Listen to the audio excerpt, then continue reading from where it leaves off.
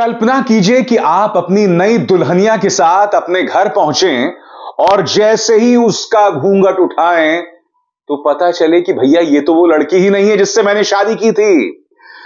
लापता लेडीज, जिसका डायरेक्शन किया है किरण राव ने, इसी कॉमेडी के आसपास गूंधी गई एक खूबसूरत फिल्म है। मगर इसे एक सामान्य कॉमेडी समझने की भूल मत कीजिएगा।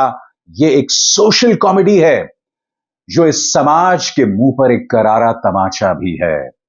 हेलो, वेलकम, खुशामदीद, नमस्कार। आप देख रहे हैं फिल्मी बातें विद अभिसार।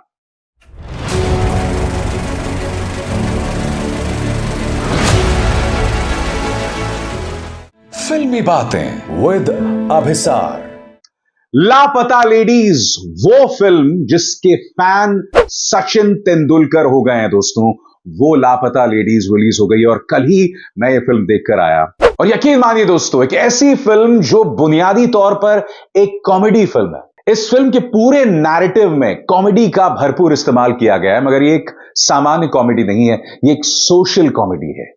ये इस देश की पैतृक सोच को चुनौती देती है, पेट्रियार्कल सोच को चुनौती देती है। किस तरह से मर्दों ने अपनी सोच के जरिए औरतों को हमेशा नीचा दिखाया है, उसे बहुत ही बखूबी अंदाज में किरण राव ने पेश किया है। जाइए देखिए लापता लेडीज, एक शानदार फिल्म है। सबसे पहले बहुत ही आसान लफ्जों में, बगैर किसी स्पॉइलर अलर्ट के, इसकी कहानी बहुत आसान है दोस्तों।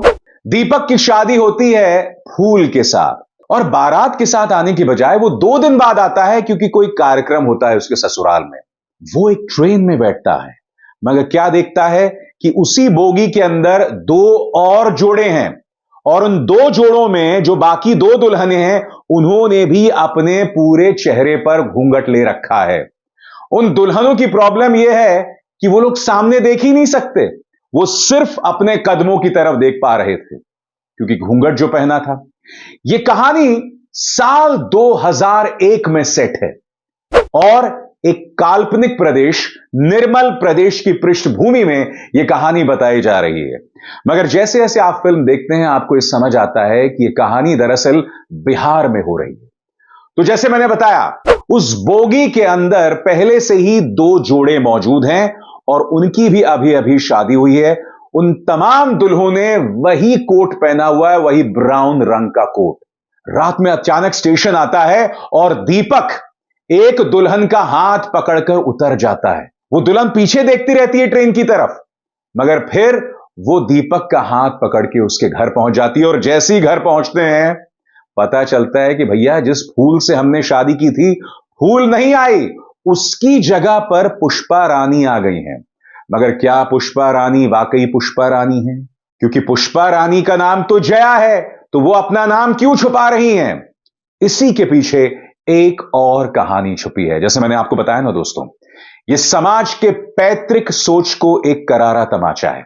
साल 2001 की है और अब भी जब हमारे गांव में शादी होती है ना, तो दुल्हन जो होती है ना, उसके पूरे चेहरे के सामने घूंघट होता है।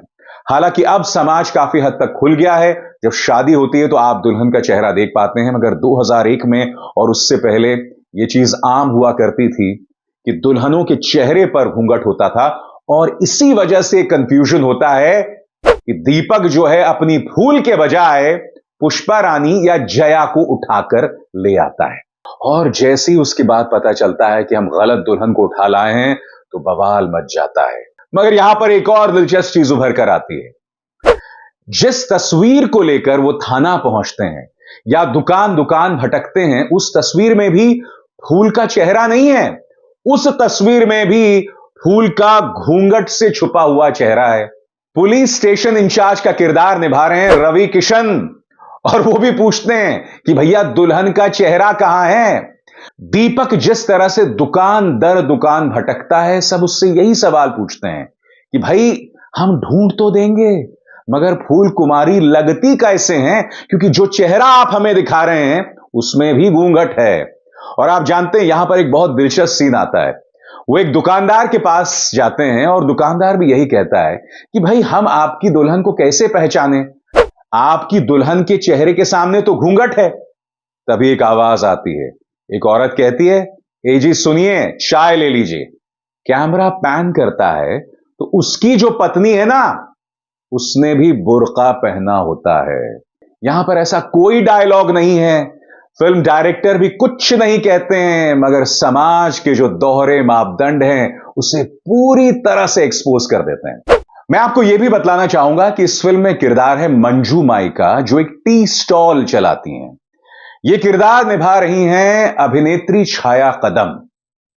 मंजू माई जो अकेली हैं, मंजू माई जिनके पति हुआ करते थे, उनका बेटा हुआ करता था।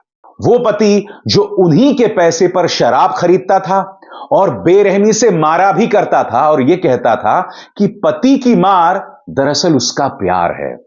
और फिर मंजू माई बगावत कर देती हैं और कहती हैं कि मैं तुम्हें पैसा भी दूं और तुम्हारी मार भी खाऊं, और उस मार को फिर तुम अपना प्यार बतलाऊं। जब फूल कुमारी यानी दीपक कुमार की फूल कुमारी भटक कर मंजू माई के पास पहुंच जाती हैं, तब मंजू बाई अपने डायलॉग्स के जरिए, अपने संवाद के जरिए इस समाज की पैतृक सोच को एक्सपोज करती हैं। एक छोटा सा रोल है मगर बहुत ही असरदार रोल है। उनका जो एक एक डायलॉग है ना दोस्तों, वो मायने रखता है। परफॉर्मेंसेस की बात की जाए तो स्पर्श श्रीवास्तव, जिन्हें आप इससे पहले जमतारा में देख चुके हैं, उन्होंने दीपक कुमार का किरदार निभाया है। इसके अलावा निमांशी गोयल ने किरदार निभाया है फूल कुमारी का, और इस फिल्म के अंदर आप उनकी एक लव स्टोरी भी देखते हैं जो दिल को छूती है। बीच बीच में आप कुछ गाने भी सुनते हैं जो बहुत मधुर है। मगर मैं आपका ध्यान खींचना चाहूंगा पुष्पा रानी उर्फ जया के किरदार की तरफ। यह अपने आप में बहुत रहस्यमय किरदार है दोस्तों, और यह रोल अदा कर रही है Pratibha Ranta. I hope I got the pronunciation of the surname correct. Pratibha ये रोल अदा कर रही हैं और यह अपने आप में बहुत रहस्यमय किरदार है।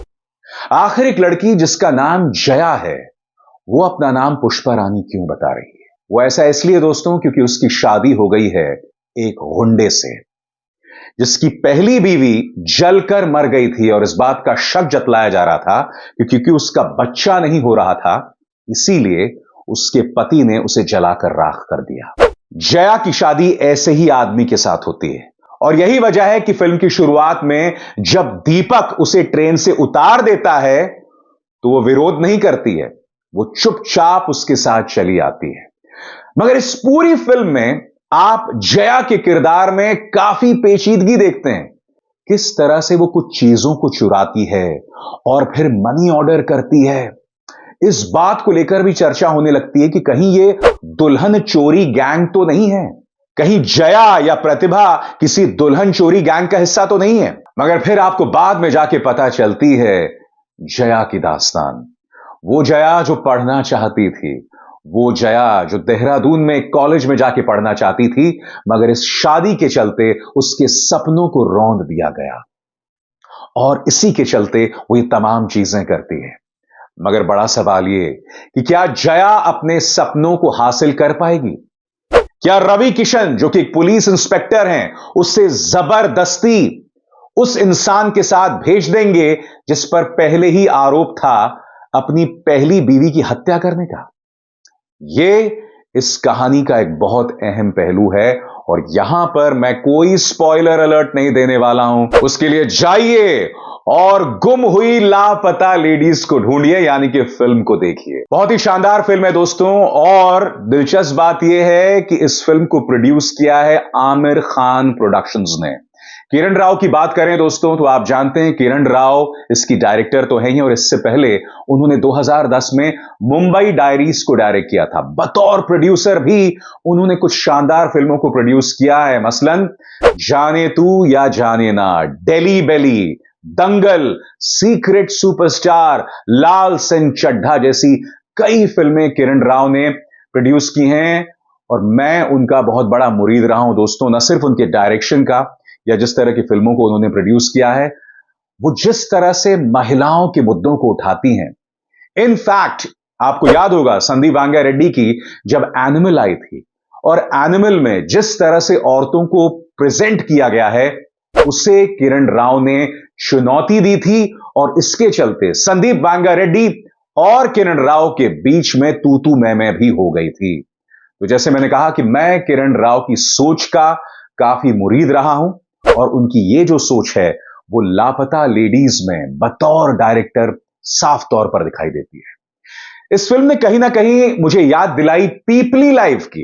इत्तेफाकन पीपली लाइफ की प्रोड्यूसर भी किरण राव थी और आमिर खान प्रोडक्शंस ने इसे प्रोड्यूस किया था।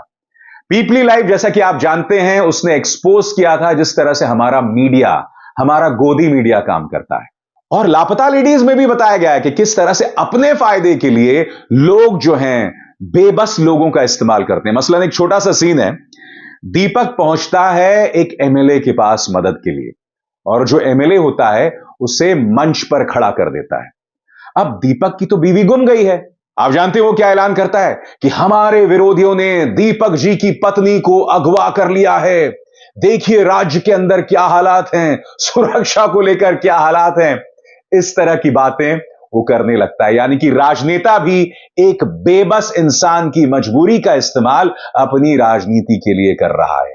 यह भी पहलू जो है उसने कहीं ना कहीं मेरे दिल को छुआ। तो जाइए दोस्तों, लापता लेडीज देखिए, एक निहायत ही खूबसूरत फिल्म।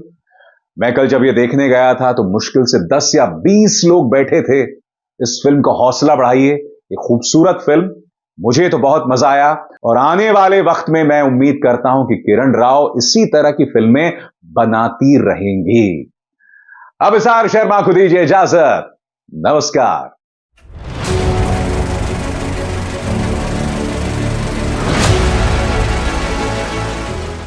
फिल्मी बातें विद अभिसार।